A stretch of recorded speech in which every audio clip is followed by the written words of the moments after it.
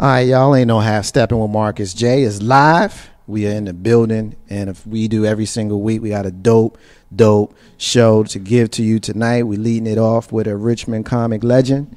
And in the second hour, we've got a former Dallas Cowboy joining us here on the show. We got a lot to talk about with the upcoming election. I got a question I'm going to ask the panel and some what the hell.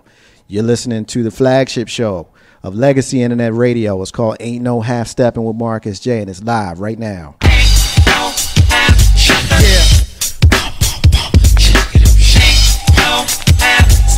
It's about that time. It's about that time to get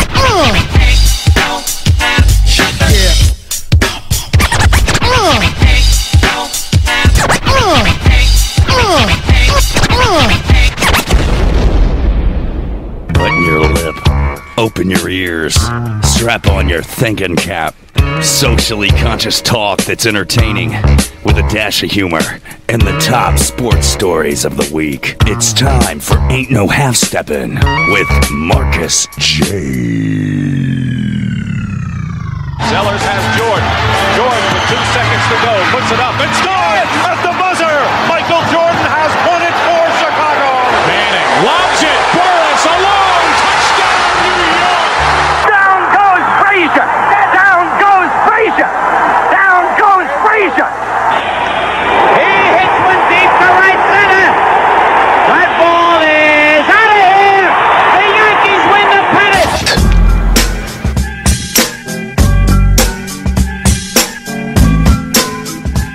If they lying, then they must be half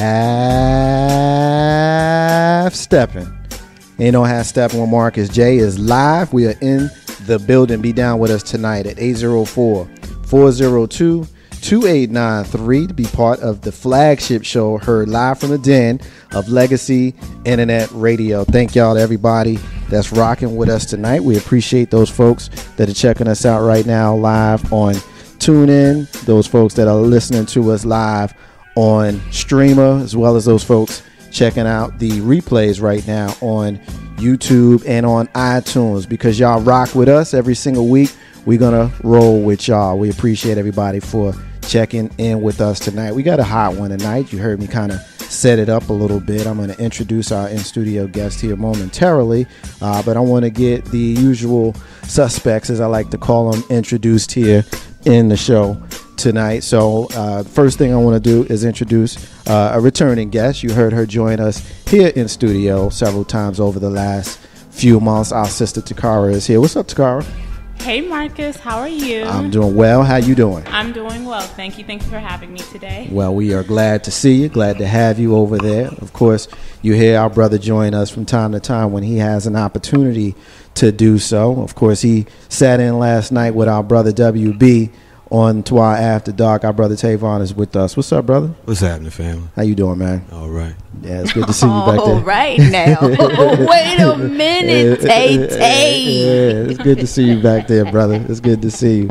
And, of course, that voice right there is the First Lady of Legacy Internet Radio, comedian Lissa P. Ow, ow. What is it? Tay, what's going on, baby? Hey, no. Man, I'm telling you, that hello was like, I need your autograph, some stuff like that. Like you need to drop a CD or a slow jam mix. Legacy Internet Radio ain't no half stepping with Marcus Jaye. What's going on? We doing fabulous. Marcus Jaye, I'm ready for a dope show, you ready for brother, a dope show? As usual. Right, yes, as always. I'm looking forward to it as well. Please. And whatnot. Of course, I'm going to introduce our featured guest here for our first half here tonight. Gave him just a little taste of how we do, so I'm hoping we didn't scare him away. But this man is a comic, Richmond legend. You hear him on the stage all over town. We got our brother Jaye. Toler's up in this joint. What's up, brother? Yo, yo. How you doing, man? What's going on, people? I'm doing good. You doing good? I'm doing excellent. I'd like to piggyback off of Lissa P. Tay-Tay's voice was, my goodness. I don't know if they call him Tay-Tay. I like women. I'm going to go ahead and say that first. But when that brother said, hello, how you doing? I was like, oh, I hope my wife is not listening. Like I hope she is not listening to this show. That'll be the first question when I come home. Who was Tay Tay? I'll be like, divorce. I'm sorry. Hey, good to be here, brother. It's good to see you, man. You starting already, man. I'm trying. I don't mean to. Nah, it's good. Voice. It's good. It's good. And you know, I had Steppin with Marcus, Jaye, first getting our first hit social media. My sister Melinda is checking us out. What's up, sis? How Hey, you doing? Melinda. What it do, yo? Ain't no have Steppin with Marcus, Jaye. All right, listen. A lot of stuff I want to get into with you, kind of get the listeners kind of introduced to you. You know, a lot of the folks here in town know who you are. I want to make sure that the folks that are listening to us in Jersey City and those folks that are listening to us in Atlanta and Dallas and all over the country get a little taste, because you got something for them online, even if they can't get to the Richmond area. We're going to come back to that here shortly. But Richmond Comic, how long you been doing comedy, brother? Oh, about almost 8 years, 7 3/4. Almost 8 years, so you got an anniversary coming up. Now, I know of at least one person in Legacy and Net Radio that was a comic for exactly one day. Our brother WB, I hope he doesn't mind me sharing a little bit of that story. He did comedy for one day, and he did it on a dare. He did it on a dare, and he got on a stage at the Funny Bone. How did you get started? Arrogance. Okay. Arrogance. I used to go to Funny Bone shows all the time, and I just got so mad at all the headliners and features coming through that stage that I thought sucked. And I'm like, these people are getting paid? I'm hilarious. Like I make everyone laugh. No matter where I am or who I'm in front of, everybody's laughing. So my arrogance and me talking junk at the table, a server heard me. He's like, hey, won't you check out our amateur competition? I was like, all right, bet. I'm gonna kill it. And my first day absolutely humbled me. Like that was. But I loved it. I loved it nonetheless. Yo, and let me ask you for real, comic to comic, no lie. I mean, do you ever give the gas doodle face when you hear other comics be like, yo, I killed the stage last night? And I'd be like, yo, what stage was you on that I did not see? You know what I'm saying? Show me the gas doodle face. So I can agree. Show me what is I don't even know what gas doodle face means. I don't have a doodle face. I doodle on my butt. How it sounds. Exactly. So the butt face, the doodle butt face look. So when they say they killed the stage, I feel you. Arrogance. You're right. I totally agree. Yeah. So I actually want to piggyback on that, because I'm guessing you've had nights when you rocked it, and then you had nights when you didn't rock it. No, dude. Every show I killed it. No, absolutely. I've had nights that didn't go so well. There's one. Now we see why he started doing comedy. Arrogance. Yes, sir. That's the word of the day. Yes, sir. I've never heard a bad show. You kidding me? No. Have you checked? Do you know my name? Jaye Toler. Google it. Yes, sir. Yes, sir. No, I've had bad nights. What's the question? Well, to kind of piggyback on what the first lady said, when she mentioned that there have been nights where cats thought that they rocked it themselves, but the crowd was giving off kind of a different vibe as to their performance. How do you reconcile what you think you did versus what the crowd thinks you did? Okay, because I thought you were going somewhere else with that. So I'll respond to what Lissa P was getting at, and then I'll directly answer, because I think what she was getting at, do I give the doo-doo face to other folks? And no, my character, my spirit is to absolutely be encouraging. So if someone felt that they did good, I'm not going to discourage them from how they feel. But if they talk to me and ask me what do I think, I'm going to tell them straight up, nah, I wasn't a fan. You didn't make me laugh, brother or sister. But if you felt like you did great, whatever. Right. I ain't going to bash your own feelings, but I'll tell you, hey, keep writing. Right. You probably want to revise a few things. What you did. Right. Switch it up, bro. But for me, if I felt like I did well and someone else tells me that they didn't think I did so well, I'll accept their feedback. Okay, maybe it wasn't as good as I thought it was. How is that? Like, I mean, when you got to figure constructive criticism for everybody is tough to take. And, being with our first lady, comedian that's Lissa P, and our brother Jay Grizzy, they're family to me in Legacy and that radio, and I've known them for a long time. And I've been with them, in clubs and stuff. And I'm just curious to know what it takes, because I've asked them. So I'm going to ask you, what does it take inside of you to go up on that stage? I know I couldn't do it. You know what I mean? I couldn't do it. I would be scared to death. I mean, the first day you did it, You weren't scared to death? Why do you think you're scared? Now, I'm going to answer your question with a series of questions. What makes you think you're scared? Well, probably because I would not want to have... well, first of all, I'm not that funny. Number 1 through 6. Yeah, that's probably the first thing. 80% of people doing comedy aren't funny. Okay. Tell me about that. But they don't know that. Okay. They think they're funny. Right. But they're not. Yeah. So being funny or not isn't a key. It's what you think of yourself. Right. So those folks that are up there on that stage, I'll be honest with you. I'm glad you mentioned that, because the last time I went to the Funny Bone, there was a sister that was on the stage, and she might have been the least funny person I ever saw. And we didn't show time at the Apollo her.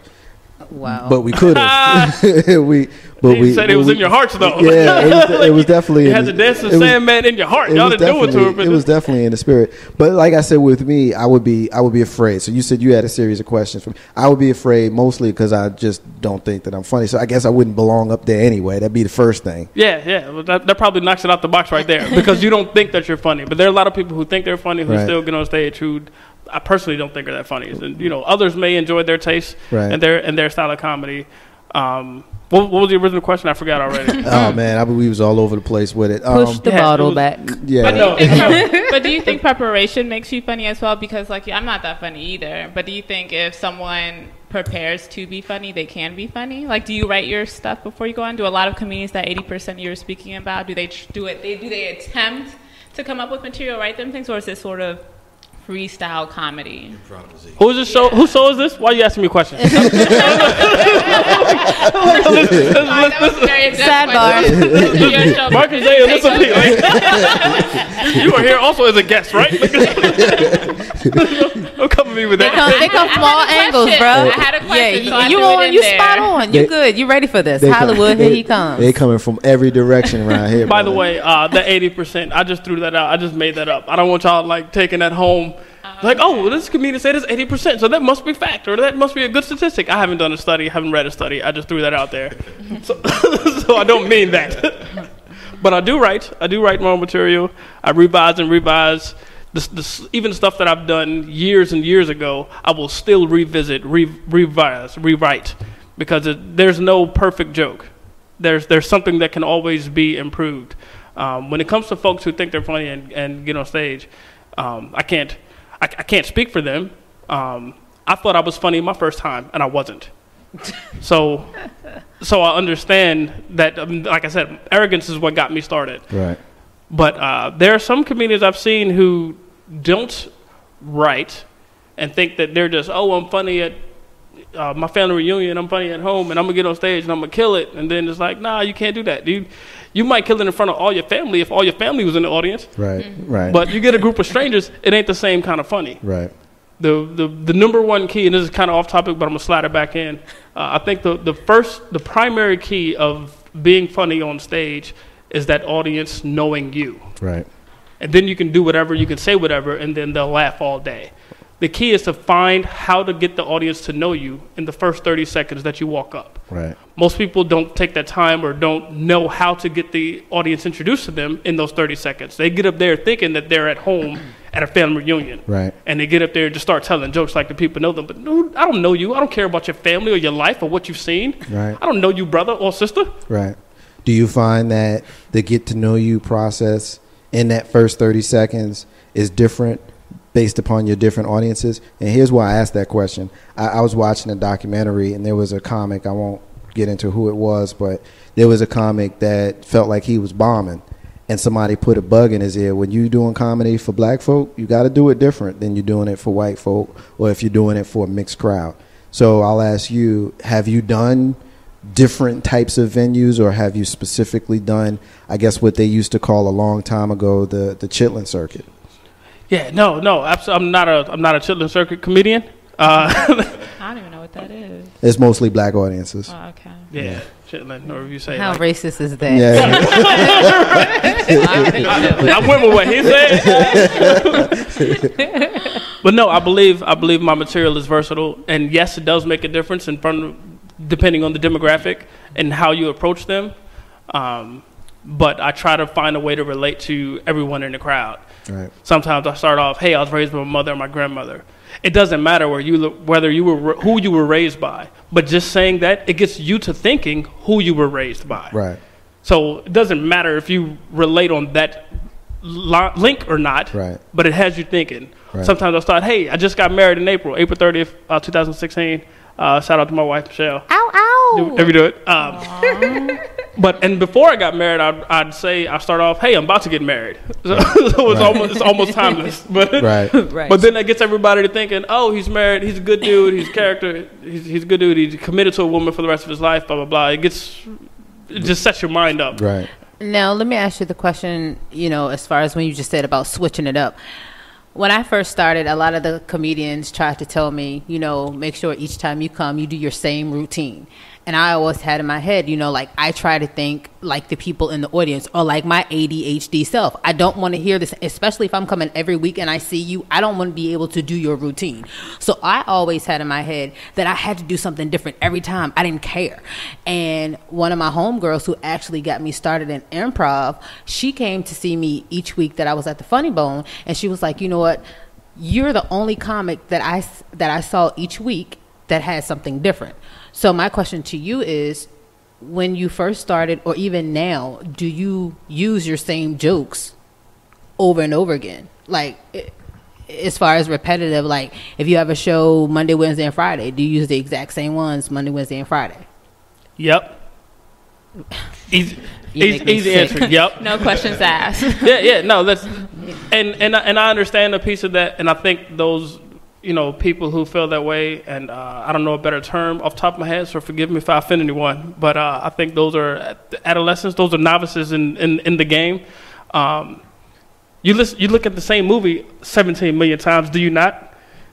And you still get entertained by it. You listen to the same song 17 million times, and you still get entertained by it. Okay. Sure, I'll do the same jokes over and over again, because there could be something I see this one day that's, oh man, you know what, I can change this joke. Again, there is no perfect joke. Right. I can always improve. I'm gonna keep on telling it. And it also helps me to plant that joke into memory. Right. There are some jokes, sure, that I have abandoned, but not because I've told them so many times. It's just because, all right, for this next year, I'm going to work on these new jokes. Okay. But to this day, I still tell jokes that I've told in 2009 when I started. Okay. I don't know who's coming next week. I don't know who's coming the next day to the show. I doubt if 100 people out of 100 people are going to be at the next show. Right. Okay. Might get 20 out of those 100. And I don't care if those 20 people heard it yesterday. You're going to enjoy it again because it's funny. The other 80 people are going to love it too. Okay. All right. Well, that's fine. Well, for the ones who want to disagree, call up here 804-402-2893 and tell this dude. Yeah, absolutely. No, tell me. If you disagree, you disagree. You're going to be wrong. I mean, but you can disagree all you want. I mean, and I understand that. Okay, so with that being said, and also going back to the process of, okay, you doing every set great. How do you deal with heckling? How do you deal with the people out in the audience who want to interrupt your set, whether it be the setup by whomever you're performing for, which we know that happens for judging purposes, or if they do it on their own. You're just having a hood kind of night, a chitlin kind of night. White people can heckle too. We can have a Brussels sprouts head. The lighter chitlins. Internationalities, they could heckle too. Right. That one's different for me. I'm not a crowd basher. I don't like to get into the crowd. I don't like to demean anyone, whether they're heckling or not. I try to find, depends on the heckler, depends on what they say. I try to find a more passive-aggressive way to attack them, or a more sarcastic way of firing back. Depending on where I am, how important the show is, I may ignore them completely. But if they're absolutely disruptive, if you're heckling to the point where it's distracting other people from enjoying my routine, then I will address you. But my first go-to is to address you sarcastically or passive-aggressively. But if you're directly, and if we're going to go to a back and forth, then I got something for you. Right. And you know, I have Steppin with Marcus Jaye live from the Den. Legacy Internet Radio. We're getting a couple of hits in social media. Our sister Bev in New York is checking us out. What's up, Bev? Hey, beautiful Bev and why? And your comedy brother Boogie Bynum is checking us out as well. What's up? He's saying party people. He's checking in. Comedy. Superstar, absolutely. He's doing a whole bunch of stuff. He's in films and everything. Yeah, I mean, Dad, can I get $10? We need to get him back in here. Inspiration. Did you have comics that you look to, you know, and when I'm asking this question, I'm thinking of, you know, I guess the legendary ones from, you know, the ones that you only got to say one name: George, Richard, Chris, Eddie, Martin, the other Chris, Kevin.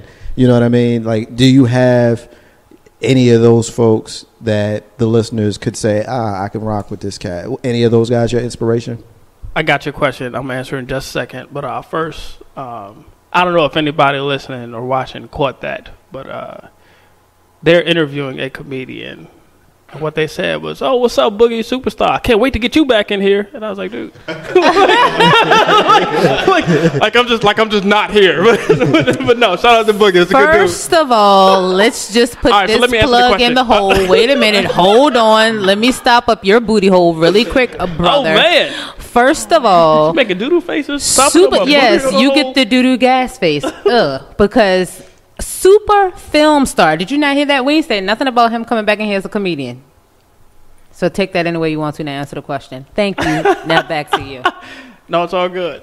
No, I love you. I guess she told you. Yeah. I'll bow. Matter of fact. No, I love him. No, seriously. No. You know how it is. No, seriously though, Bill Cosby, probably my top comedian, my top inspiration. He's a master storyteller, and that's how I construct most of my jokes. I try to put them in storytelling modes. Of course, depending on the venue and the crowd, I have to change my jokes so that a 1.5 minute joke has to be condensed to 20 seconds. But if I could have my way, every joke would be in storytelling kind of format, and it's because of Bill Cosby. The way he did it, the way he does it, him, Sinbad, right, and the fact that they're clean. Okay. They can make me laugh just as much as your Richard, your George, your Eddie, right, without having to use the same language. Right. I'm not against any bad language, but the fact that they can make me laugh just as much for the same amount of time without doing it is incredible to me, right. And that's what inspires me. Right. So you prefer not to do blue comedy, or I know that you can, but do you prefer not to? Like, yes, my material has incredibly evolved over the years. Awesome. I started off super vulgar and everything was blue. Yeah. Now I do 45 minutes in a church. For those who don't know what blue comedy is, that's basically cursing. Nasty. Just not being able to perform in a church when you do that. Right. Yeah, but now you can. So congratulations. Amen. We got a listener question. Cousin Terry in North Carolina is checking in, and her question is, which is more fulfilling, doing stand-up or having someone deliver jokes that you write? That's interesting. It's a good thrill, both ways. I enjoy performing myself. I do write jokes for others, and it's dope when they work out, but there's nothing like the feeling of looking at someone in their eyes and them holding their tummy in bellyache and laughter when I tell it on stage. Right.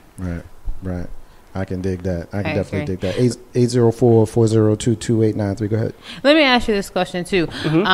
I hear, and of course we already know that you can have people who come into the comedy club and you'll be on stage and they'll take your jokes, and then next thing you'll hear Kevin Hart or somebody like that performing your jokes.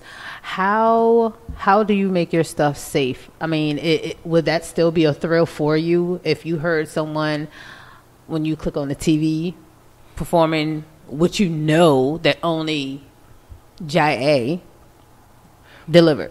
By the way, she wasn't accusing Kevin Hart of stealing jokes. She just named a comedian who's famous, or you might. I want to clarify that. Thanks for the save. It's all good. Thanks for the save. No, I don't get a thrill when I hear one of my jokes told by another comedian without my permission. I am flattered, but not thrilled. It's flattering because it's a credit to me. Oh man, his joke was so dope.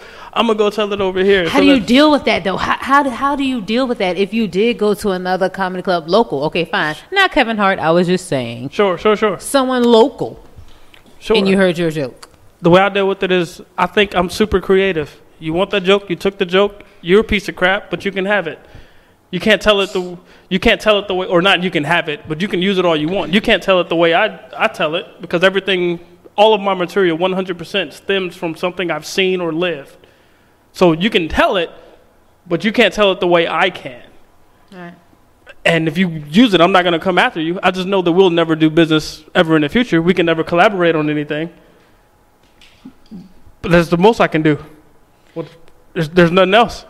But that's a good approach. Sorry, because I know it's not my show. Oh, absolutely. Speak like up. You pointed out earlier, it's not my show, but I'm joking, Takara. You're ask awesome. Any question you want You're to. awesome, Again, Takara. ask any question you want to. But that's a good approach, because just like any artist, for example, Beyonce sings one song. No one can sing the song like Beyonce can. So people will appreciate that you told a joke, and no matter if they heard it anyone else, right, from anyone else, no one's gonna think anything. It's not gonna be like the first time they heard it. Right.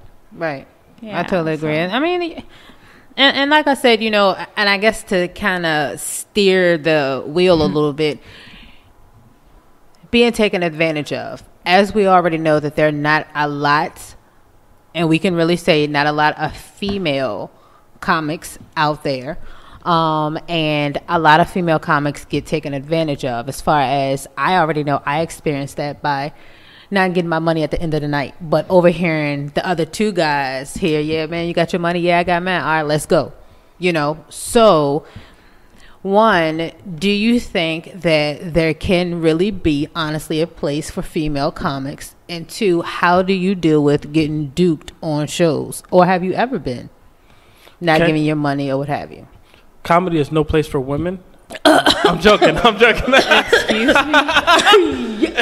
Yeah, I was about to tell Marcus Jaye to cut your mic off and we'll do a quick commercial. Like the whole screen. Yes, thank you, boo. Yeah, yes, Black Power. Yes, let's start it. Vote for Trump. No. Oh, don't go there. No, I'm kidding. What was the first part of that question? No, women absolutely have a place in comedy. Yes, I have seen a disparity in how male comics are treated versus female comics. It's sad, but I think that, not taking up for it, but it falls in line with the economy of this entire country. Like, women are treated differently in every facet of the economy, regardless of where they work, in the corporate world, in the white collar, blue collar, red collar. It's all over. So that fits in line with it, and all of it is disgusting, in my personal opinion. Right. I don't have any suggestions on how to get around it for a female. You suck. Sucking is how a lot of female comics do it, but well, because you don't suck. That would not be an option. It shouldn't be an option. It's a double entendre. That's a double entendre. That is so sad. It is sad. I disagree with that. I've seen so many talented, me too, remarkably funny female comics who don't get the same opportunities as some men. But there's a stigma among female comics too, that most of their content is I suck, I'm a hoe, I do this. I was going to ask you about that, because that's one of the things that I never really liked about some of the lady comics, and I'll just go to Kings of Comedy for an example. When you watch the original Kings of Comedy, I guess that was Sid and Bernie and DL, and help me with the last one, Steve Harvey. Mm-hmm. And then, and they had their varying levels of funny. And then the next year or two, you had, Adele, the Queens of Comedy with Adele Givens and late Miss Laura and some more, and there was one other I can't remember. And Lunel, I thought. Monique. Oh. Yeah. No, Lunel wasn't on it. Adele Givens. Oh, Lunel was supposed to be on it. Yeah. Yes. Yeah. I remember when I saw that, I was personally turned off. And this is just my opinion. Right. But I was turned off because I don't like blue comedy and ladies. Right. You know what I mean? I don't want to. I just don't like that. I agree. You know what I mean? Like, it's one thing if you just cussing, like, because I cuss like a sailor. I just don't do it on the show. But I cuss a lot. I don't mind cussing. Cussing is it was the vulgarity that turned me off. So what's your thoughts on that? Do you find that the ones that are really successful, at least locally, are really kind of vulgar and blue? Because you sounded like you were going down that path a minute ago before I stopped you. I wasn't going down that path necessarily. I was saying there's a stigma amongst... The stigma, you did say that. Right. Okay. And so that's what a lot of comedy club owners or promoters or bookers would expect from a female comic, and that's not always necessarily the case. Right. But they would expect it. A lot of them want it. Okay. So because they expect it, that's what they want from the next woman, and she comes there and she's not like that. Right. And then, she doesn't get booked again. Oh, yeah, this is a female comic who's talking about school and being married to her husband. We don't want to hear her. Right. Exactly. Right. We want to hear the one talking about I suck. Right. This and that. Right. And it's and it's so unfortunate. I mean, look at Monique. Look how she got blackballed for just, speaking up. I mean, that was on something totally different. But, like you said, it's so unfortunate. And I know a lot of good female comics, and I know, me and you know them together, some together and then some, outside. But I only know a few who feel like that they have to do blue comedy, and when I listen to them, I cringe, because of course we all cuss. I don't care what female tries to say that she was born under a nun's boob. You cuss too, sugar. So my thing is, it's just so hard, and I'm so upset again that we don't get the fair chances that we do. And like you said, that's all over. That's anywhere in the world, but it's just unfortunate. We can't even make you laugh because we gotta suck. But I have a question. So blue comedy is, you said the definition is when people curse, right? Right. A lot. Do men use blue comedy, right? Oh, yeah. So there's a double standard, so it's okay for men to do it and women not to do it? Yes, ma'am. Yeah, absolutely. There's a double standard. And, do you think that we should move away from that? That's going to be my next question. Well, as a fan of the comedy, and it's just me, I personally don't care that much for sex jokes and fart jokes. Anywhere from, no matter what gender. It's easier for me to take from a guy. It's easier for me, and it's just me. It's easier for me to take from a guy because I'm a guy. I know a guy because I'm a dude. Why.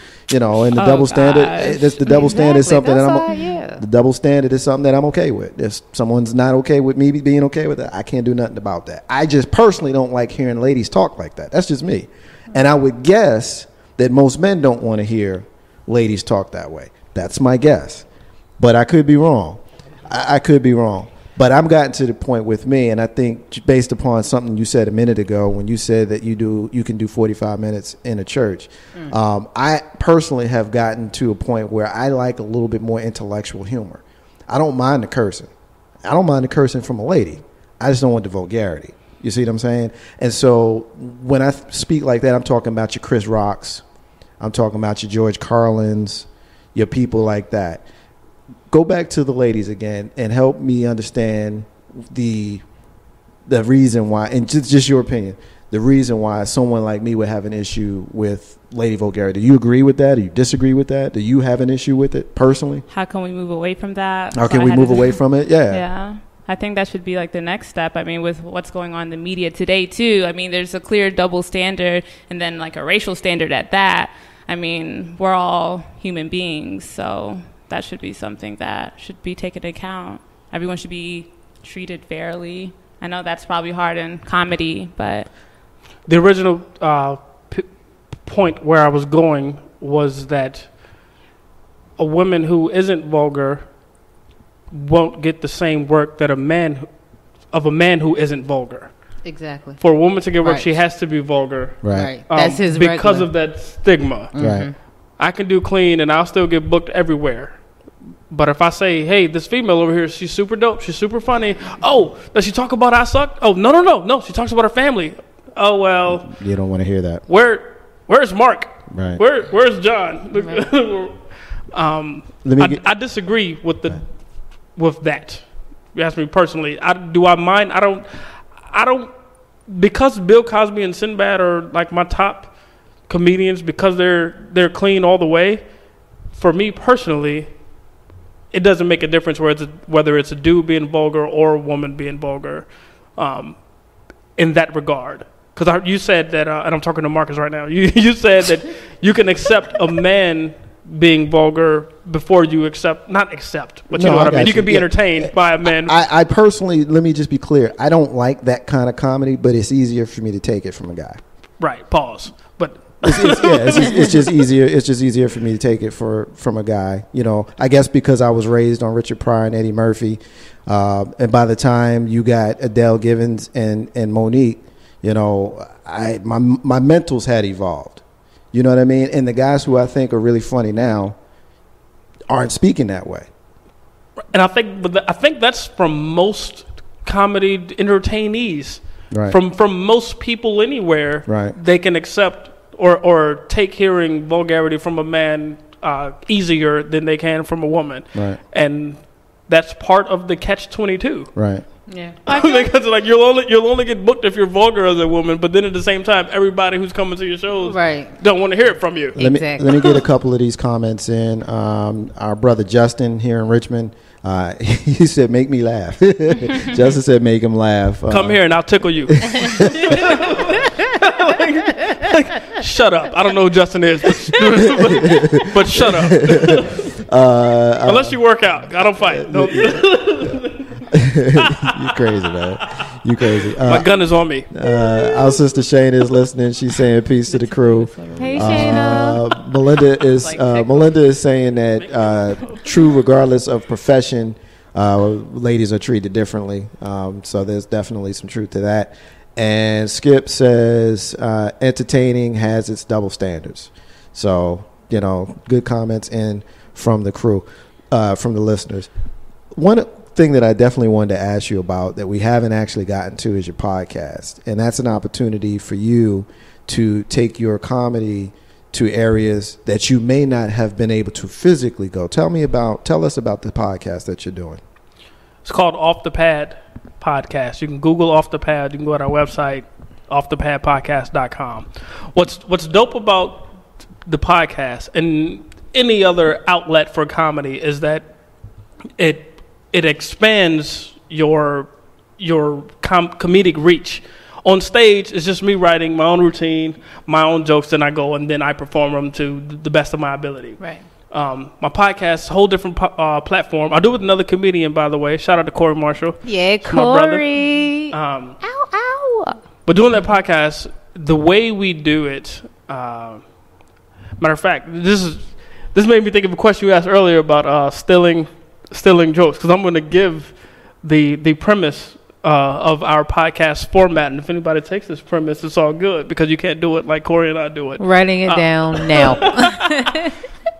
But it's for the listener. It's for the supporter. What we do is an hour before we record, we blast social media, Twitter, Facebook, Instagram, whatever, and ask the supporters for topics. Ask our friends for topics. An hour before. So we don't have time to prep. We don't have time to research. We don't have time to all improv to write. Awesome. So you give us the topics, we press record, and we talk about them on the spot. So it allows us to do brain games. It allows us to use our mind in a different way. You don't get 2 years worth of refurbished jokes and revamped jokes. You get us on the spot. We keep it entertaining, and we publish it the way we talk. We don't do 15 days of editing. No editing. Let's cut this out. Wow. Nah, you get the real. And what I love about it is that we get so much stage material from it, because when we get supporters suggesting these topics and some of the stuff we just get to talking about off head, it's like, oh snap, yo, that's hilarious. Write this down when we go listen to it, and then it becomes jokes for either one of us.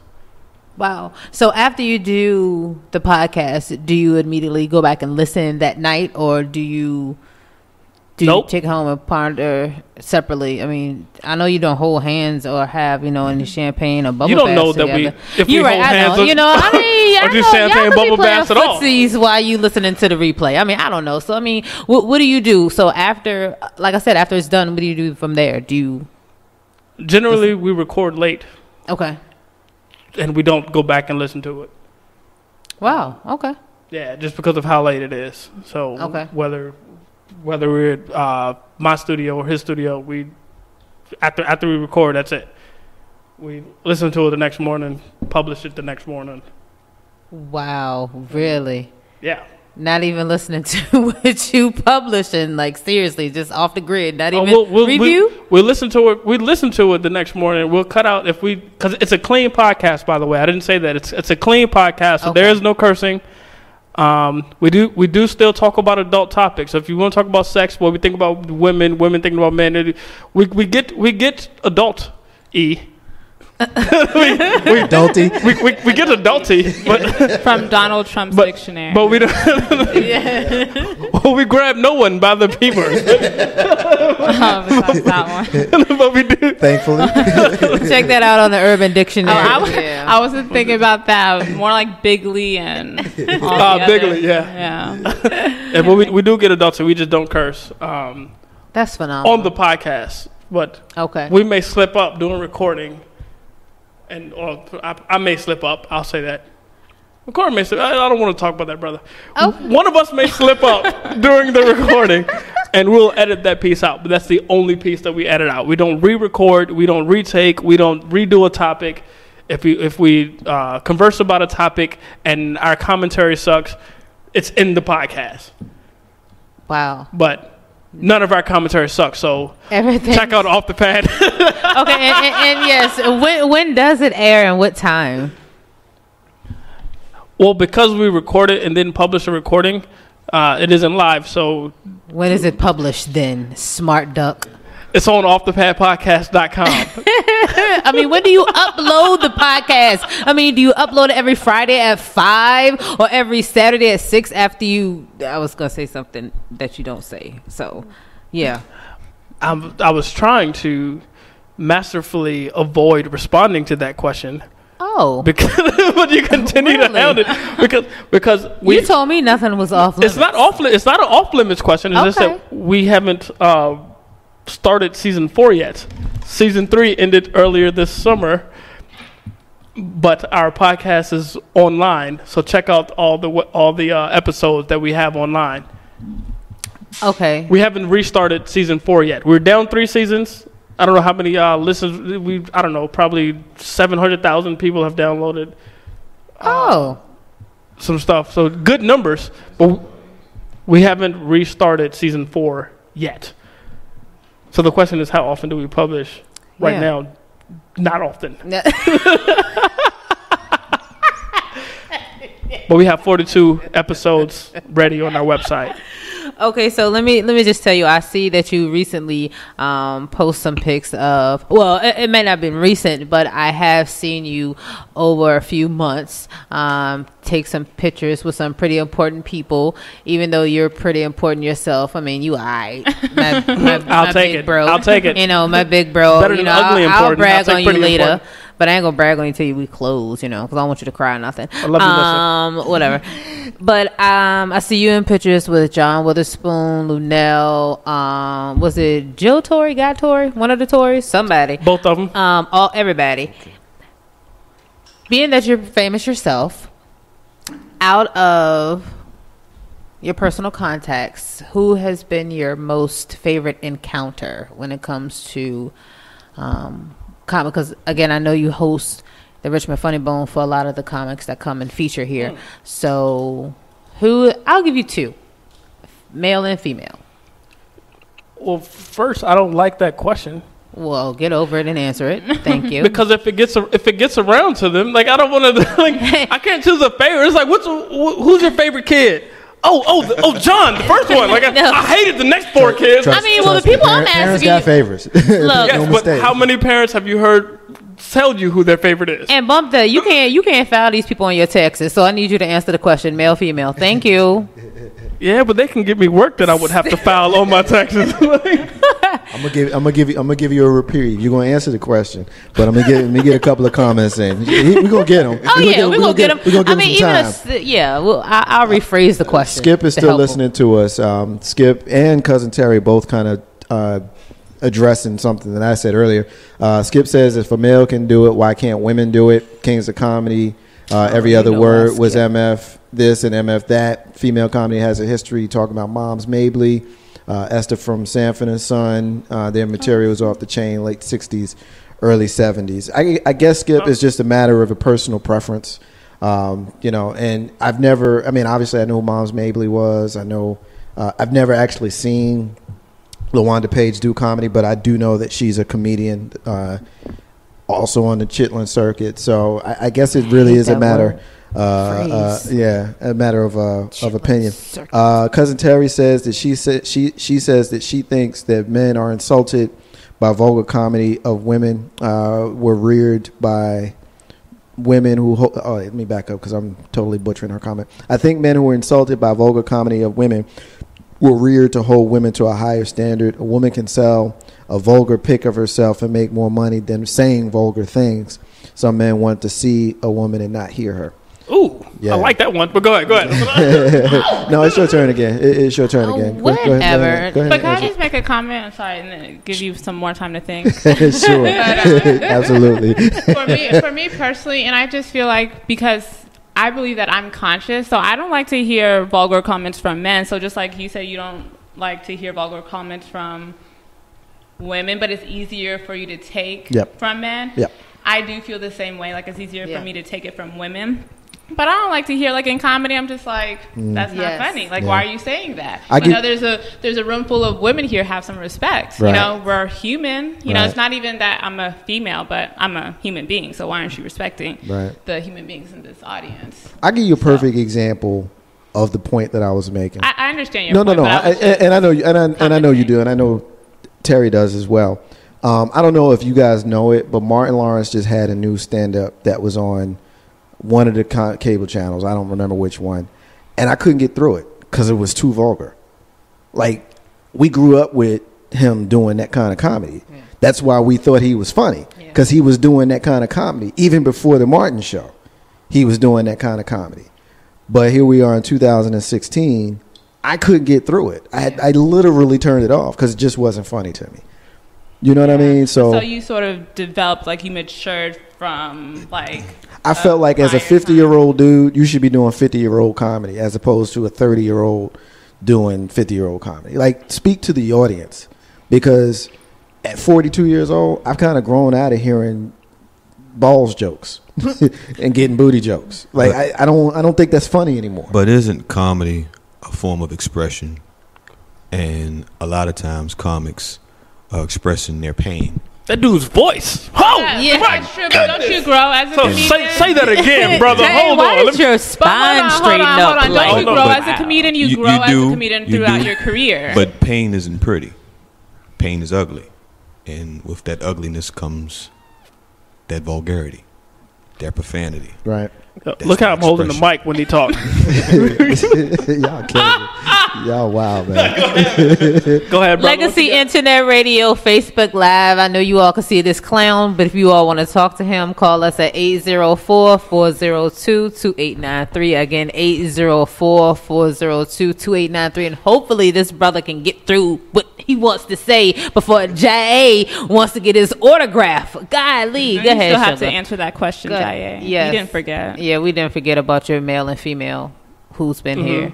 Okay, so go ahead, Sugar. No, I'm good. That's what I was saying. I mean, it's a form of expression. So, I mean, if that's your pain and that's how you feel comfortable expressing yourself, it's not going to appeal to everybody. It's not. No, everything ain't for everybody. You're right. Right. You know, some people, that's their groove. Hey, right. You hear my man, his new thing, and you gonna tell his homeboy about it. And I mean, it is what it is. Right? Yeah, you have people who get up and walk out. I guess that kind of goes back to right. Yeah. I guess that kind of goes back to what we talked about when we first started, bruh.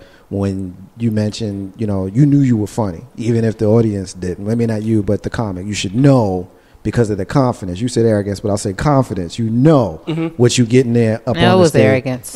Yeah, well, I honestly, I'll say it. Honestly, you know what though? When you say that, some folks immediately are going to be taken aback by it. But I get it. And the reason why I get it is because most people who are at the top of whatever it is that they do, whether it be comics, talk show hosts, or GOP presidential nominees, when you know what you're doing is important and you feel confident in what you're doing, there's always going to be a level of arrogance there. I honestly believe that. Like, don't get it twisted. LeBron James is arrogant. You know what I mean? Tiger Woods is arrogant. Beyonce is arrogant. Like, when you get to a certain level in your craft, there has to be a little bit there to fuel, what it is that you're doing. We get ready to close out this piece, but I do want to close with two things. One, I want you to answer the sister's question. Oh yeah, he's gonna answer that. Do you like one the material that you did like from a select few of the people that you've worked with? If you can't think of any individuals. No, I need you to what was the rest of your question? Like, hold on. Listen, P, what you got, Marcus? No, I know what the question was. That's her question. That's the first one. Number one. We ready? Yeah, all right. So, because you guys touch on so much, all right, but I'll be brief.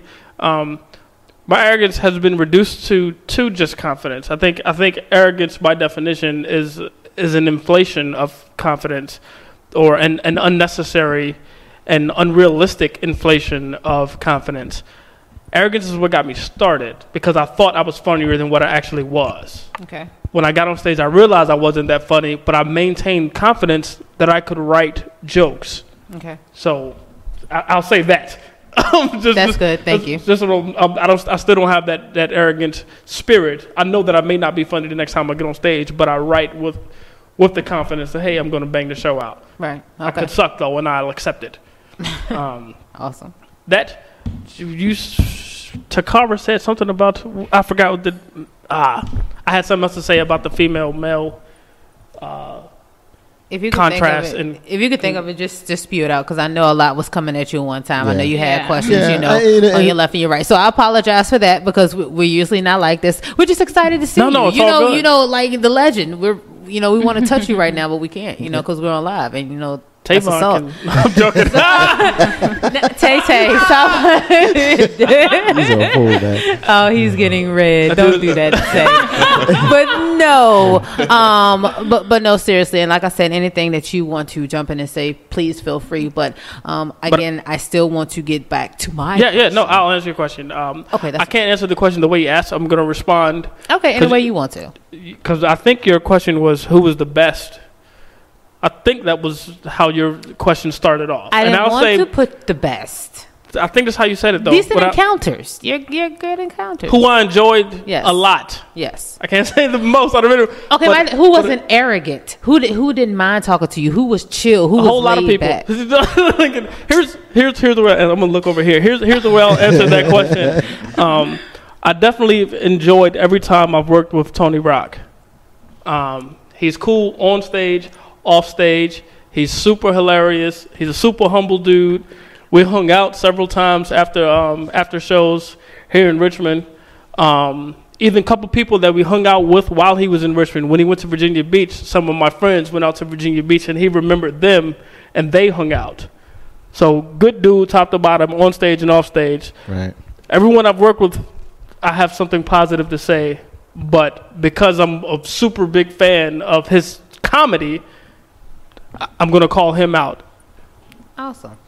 I appreciate that. Thank you. You answered my questions to the fullest. Hey, I have Steppin with Marcus Jaye, live from the Den. Legacy Internet Radio. We're going to take our first break of the night.